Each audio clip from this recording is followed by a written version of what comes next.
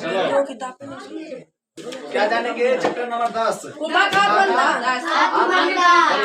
तो तुम लोग बताओ क्लास कौन है? क्लास 9 के हम लोग जान रहे हैं कुंभा का चैप्टर नंबर 10। तो क्या कि आजादी किसे प्रिय नहीं होती? आजादी जो है वह किसे प्रिय नहीं होती। क्या होता है जब हम लोग मान लो हम लोग कोई खराब काम करते हैं, कोई खराब काम करते हैं, हम लोग उस समय पकड़ के क्या कर दिया जाता है? जेल में डाल दिया जाता है। तो उसे आजादी नहीं कहते हैं। उसे आजादी कहते हैं नहीं। आजादी किसे कहते हैं? पूरा खुला जिंदगी जिए, नहीं जो खाने का मन हो खाएं, जो पीने का मन हो पिए, जहाँ जाने का मन हो जाए, नहीं है। लेकिन हम लोग किसी को गुलाम बना देते हैं, किसी को और हो गया तोता को यही करते हैं कि नहीं बनाते हैं। उसको भी आजादी से जीने का हक है कि नहीं है? कौन बनाया इधर से तोता? हाँ, तोता को नहीं बनाना, ठीक ना? हाँ, उसको उड़ा देना, ठीक ना? बताओ उसको भी ना जो मन होगा वो खाएगा, जहाँ मन होगा वहाँ घूमेगा, जहाँ मन होगा वहाँ जाएगा। पढ़ते और समझते हैं। आजादी किसे प्रिय नहीं होती? आजादी सबको अच्छा लगता है। आजादी सबको अच्छा लगता है, प्रिय लगता है। मनुष्य की तो बात ही क्या, पशु पक्षी भी पराधीन रहना पसंद नहीं करते। कह रहा है तो मनुष्य की तो बात ही छोड़ दो, मनुष्य तो चाहवे करता है कि हम आजादी से जीवन जिए। साथ में जो पशु पक्षी जो रहता है वो भी क्या पसंद करता है? वो भी पराधीन रहना पसंद नहीं करता। पराधीन का अर्थ है किसी गुलाम रहना पसंद नहीं करता। वो भी चाहता है कि हम आजाद से जीवन क्या करें? जिए। वो भी चाहता है कि हम अपना जीवन को खुले आम जिए, अपने मन से जिए, ठीक ना? कि लेकिन कभी कभी इस प्रिय आजादी की रक्षा के लिए प्राण भी निछावर करने पड़ते हैं। लेकिन इस प्रिय आजादी के लिए या खुले आम जीवन जीने के लिए कभी कभी अपना जान भी क्या करना पड़ता है? निछावर करना पड़ता है। जैसे कि हम लोग जिस समय हम लोग का देश गुलाम था उस समय किए, हम लोग को देश के वीरों ने ऐसा किया। हम लोग का देश भी पराधीन था ना, किसी का अधीन था। किसका अधीन था?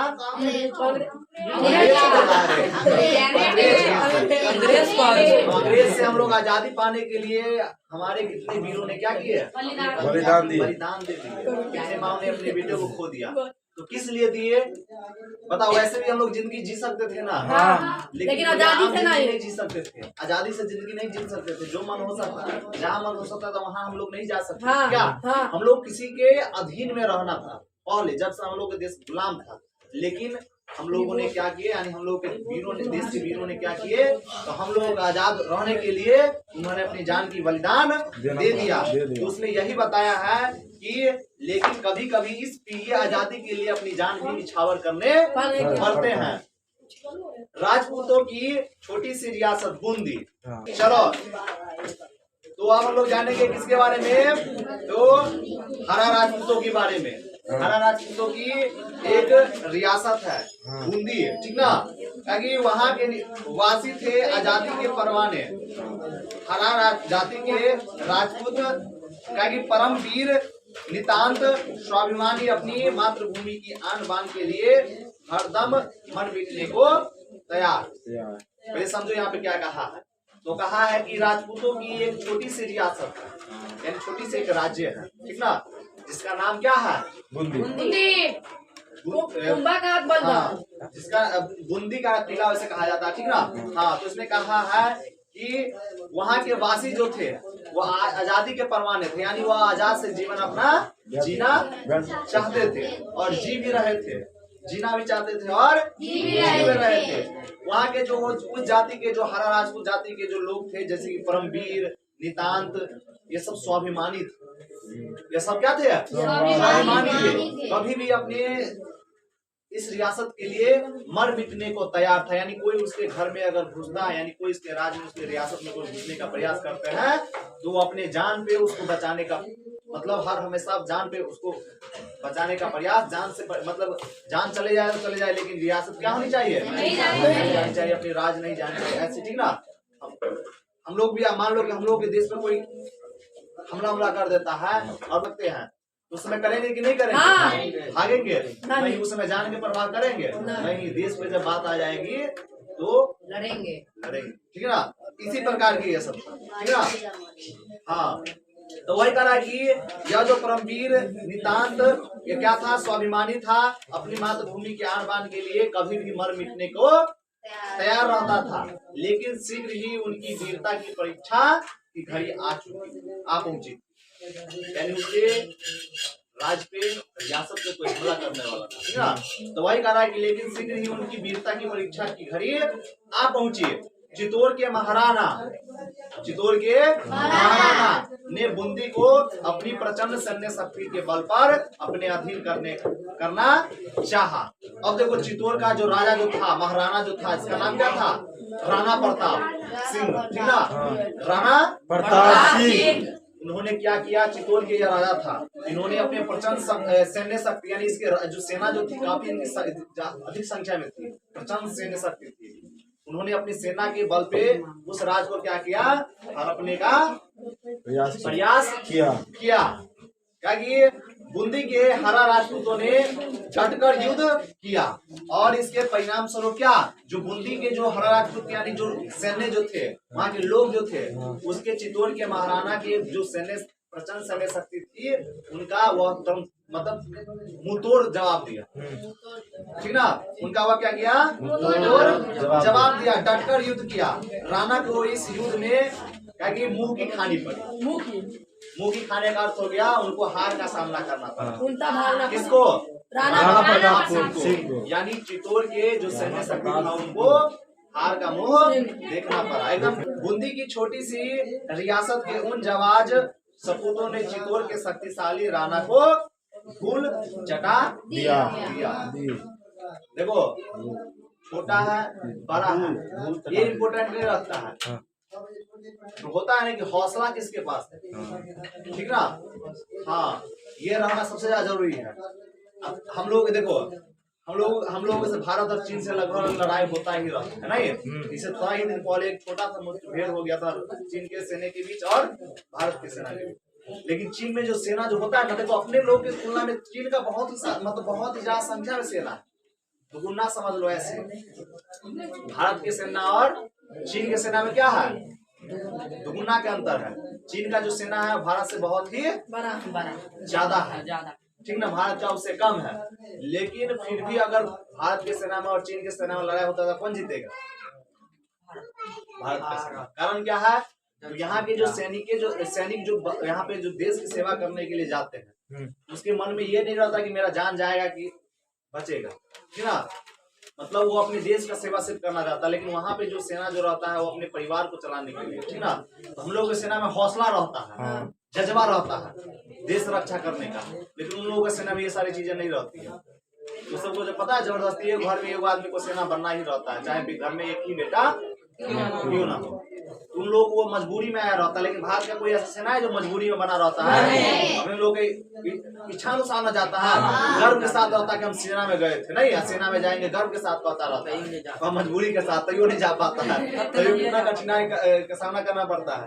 लेकिन वहाँ पे जबरदस्ती है और वहाँ के सेना के पास में जोश जुनून नहीं रहता। हाँ, हम लोग के सेना में क्या एकदम जोश जुनून के साथ रहता है। जब भी बात होगा लड़ने का तो सबसे आगे बढ़ जाएगा नहीं। हाँ, भले उनसे सेना में कम है, मिसाइल में कम है। अगर सेना में सेना लड़ाई होता तो क्या भारत का सेना तुरंत तोड़ देगा, उसमें नहीं तोड़ देगा, क्योंकि हम लोग की सेना में जोश है, जुनून है। क्या चलो ठीक है, तो सेम वही है कि जो बूंदी का जो हरा राजपूत की संख्या जो क्या है बहुत ही कम है, लेकिन इनकी सेना में क्या है? जोश जुनून है। यहाँ के लोगों में जोश जुनून है। लेकिन चित्तौड़ के जो प्रचंड सैन्य शक्ति थी, काफी संख्या में सैन्य शक्ति थी, इसका मतलब काफी संख्या में सैन्य था, फिर भी वह चित्तौड़ के पराजय का मुंह देखना पड़ा, हारना क्या कि इससे क्या हुआ? तो यहाँ के जो महाराणा जो है, ठीक ना, यानी राणा प्रताप जो है वह इस अपमानजनक पराजय से राणा तिलमिला उठे, वे क्रोध से आग बबूला होकर प्रतिज्ञा कर बैठे कि जब तक बूंदी पर अपना झंडा नहीं फहरा दूंगा तब तक एक बूंद पानी भी नहीं पीऊंगा। देखो क्या कह दिया।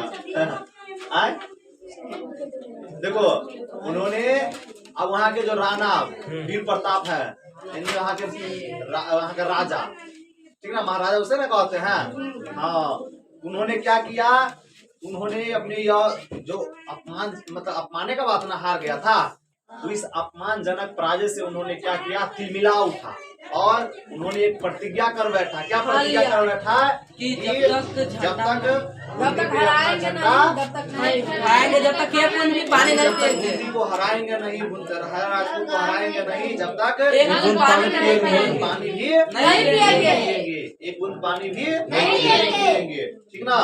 क्योंकि ऐसी स्थिति में राणा की प्रतिज्ञा का क्या हो, राणा अपनी प्रतिज्ञा से क्या तिल भर भी डिगने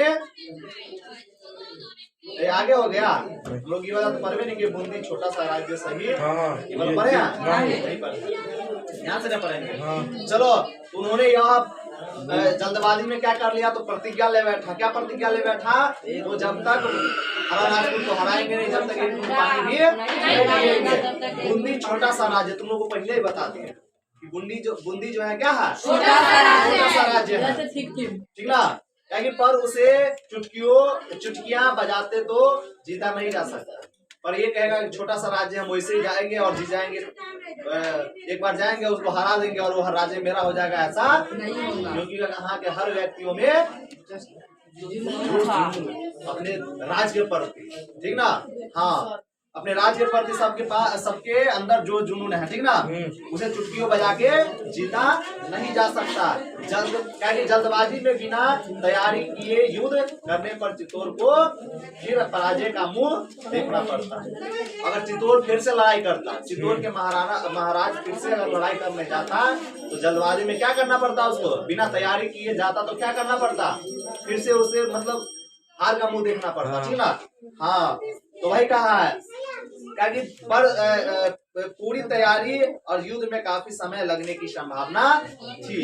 अगर वह बिना तैयारी के भी जाते तो उसको हार का सामना करना पड़ता, और तैयारी करके जाते तो उसमें काफी समय लगता, और वही कहा कि पूरी तैयारी करने में उनको युद्ध के काफी समय, मतलब युद्ध में काफी समय लग जाता, तैयारी करने में काफी समय लग जाता है।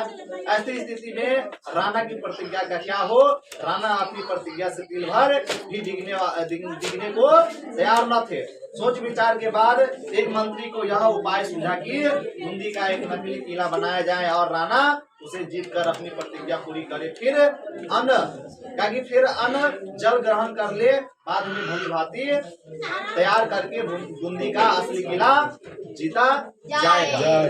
अब देखो, अब वाला कि इस बीच में क्या, तो राणा तो प्रतिज्ञा कर चुका था। क्या प्रतिज्ञा कर चुका था कि जब तक बूंदी को हराएंगे नहीं, जब तक एक बूंद पानी भी नहीं पिएंगे। तो ऐसे स्थिति में मर न जाता राणा, राज को चलाने वाला वही मर जाएगा, तो राज कौन चलाएगा।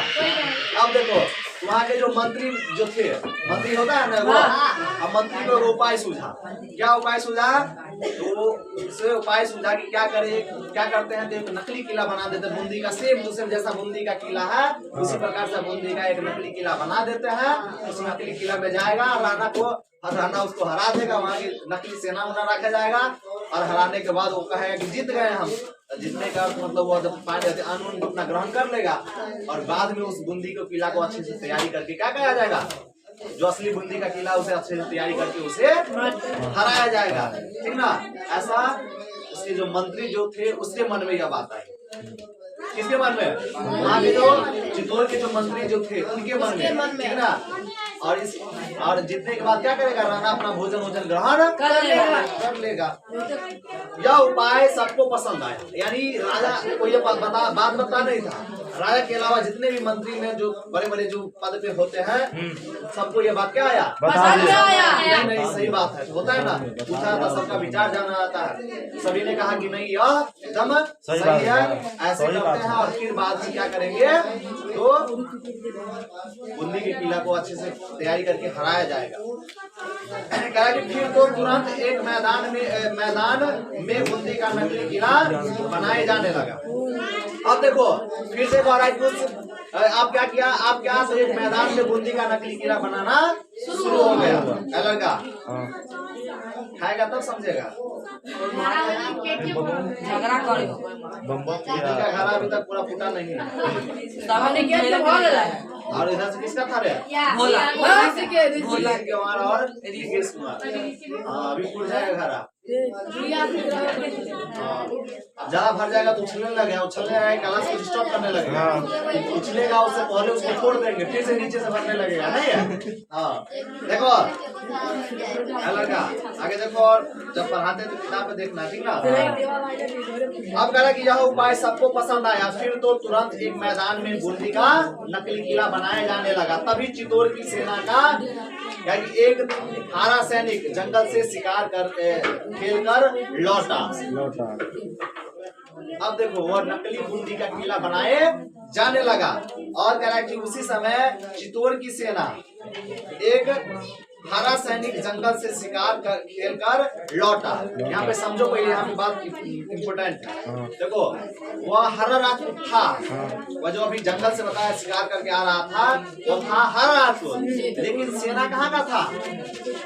चित्तौड़ का। यानी वह रहने वाला था बूंदी का, लेकिन सेना कहाँ का था? चित्तौड़ का। और सीधे कह रहे हैं, ठीक ना? हाँ रहने वाला था बूंदी का, लेकिन सेना था चित्तौड़ का। हाँ यहाँ पे देखो, यहाँ बात क्या कह रहा है। उन्होंने किला बनते देखकर ठिठक गया, यानी ठहर गया, और ध्यान से देखकर बोला, आहा कितनी सुंदर कारीगरी है। उन्होंने ध्यान से देखा और क्या कहा? आहा कितनी सुंदर कारीगरी है।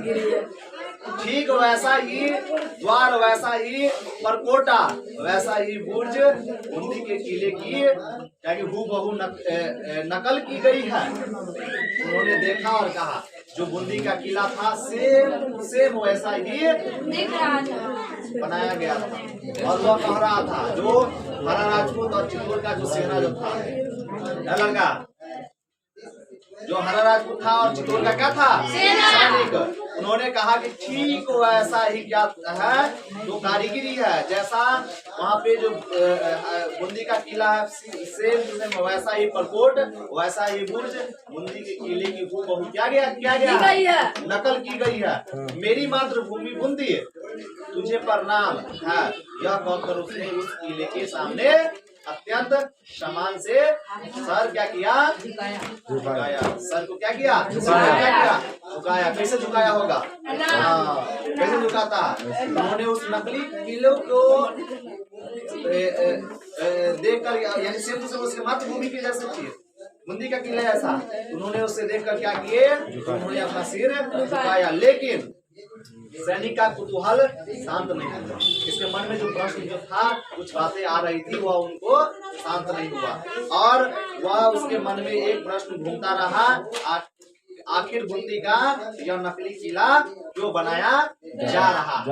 यही मन में प्रश्न में घूमता रहा, या कि ये जो नकली किला जो है वह सेम टू सेम बनाया गया है बूंदी का किला जैसा, वह क्यों बनाया जा रहा है? क्योंकि वो अपना कुतूहल मिटाने, यानी अपने मन में जो यह प्रश्न जो उभर रहा था उसको मिटाने के लिए कारीगरों के पास पहुंचा। और दोनों जो सैनिक जो था किसके पास? कारीगरों के पास पहुंचा अपने मन के कुतूहल मिटाने के लिए। उन्होंने उसे सब बातें कह सुनाई। कौन? कारीगर जो थे। कारीगर जो थे उस सैनिक को वह सब बातें कह सुनाई। बातें सुनते ही उस सैनिक की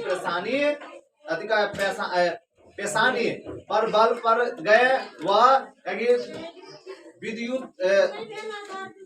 विद्युत गति से वहां से निकल आया। दृश्य निश्चय से उसकी मुठ्ठियां कहीं कस गई, आंखें लाल हो गई, बाहें फरकने लगी, उसका एक ओजस्वी स्वर फूट पड़ा, यह नहीं हो सकता। मेरी प्यारी मातृभूमि, जब तक तेरा यह बेटा जीवित है तब तक तेरा यह अपमान कदापि नहीं हो सकता। मैं रक्त की आखिरी बूंद शेष रहने तक अपनी मातृभूमि की रक्षा करूंगा। देखो जब यह सैनिकों ने बताया कि क्या करेगा, तो इस नकली का बूंदी का नकली किला इसीलिए बनाया जा रहा है ताकि जो चित्तौड़ के जो महाराणा है वह जो प्रतिज्ञा किया है, वह प्रतिज्ञा इससे क्या हो जाएगी, इसको हरा देगा नकली किला को, और उसकी प्रतिज्ञा पूरी हो जाएगी, वह खाना पीना अपना खाने लगेगा, ठीक ना। तो यह बात जब ये सुना सैनिकों ने, उसके मन क्या हो गया, एकदम लाल प्रेस, हाँ सब फरकने लगा, मन से एकदम फरकने लगा। हाँ, उन्होंने क्या, उसी समय उन्होंने क्या कहा कि जब तक तेरा यह बेटा जिंदा है, जब तक यह अपमान नहीं सहेंगे ना। हाँ, अब देखो अब क्या होगा। टाइम भी हो गया, बहुत टाइम हो गया, बहुत। चलो ठीक है, टाइम हो गया, तो हम लोग यहाँ से अब कल पढ़ेंगे। चलो खत्म करो।